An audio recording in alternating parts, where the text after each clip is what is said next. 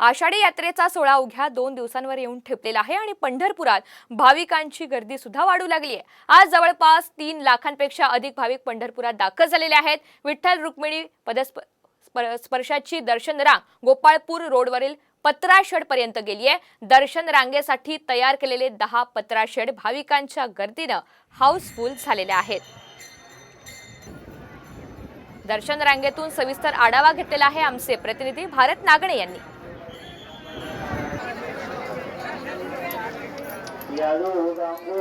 प्रमुख संतांच्या पालख्या देखील आता पंढरपूरच्या वेशीवरती येऊन ठेपलेल्या आहेत। लाखो भाविक विठ्ठल दर्शनासाठी आता पंढरपूरमध्ये दाखल झाले आहेत। जवळपास पंढरपूरमध्ये 3 लाख भाविक आज दाखल झालेले आहेत।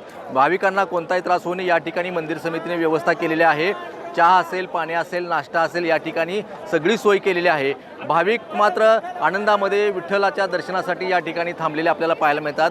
मंदिर समितीने यावर्षी प्रथमच LED टीव्हीची देखील या ठिकाणी व्यवस्था केलेली आहे की संपूर्ण पांडुरंगाचं दर्शन आता LED टीव्हीवरती भाविकांना बघायला मिळणार आहे। महापूजा देखील भाविकांना आता दर्शन रांगेतून पाहता येणार आहे। अशी सगळी व्यवस्था चोखपणे मंदिर समितीने आणि जिल्हा प्रशासनाने केलेली आहे। आपण बघतो की पंढरपूरमध्ये आता विठ्ठल नामाचा जयघोष सुरू आहे। एकूणच आता आषाढी यात्रेच्या निमित्ताने लाखो भाविक आता पंढरपूरमध्ये दाखल झालेले आहेत।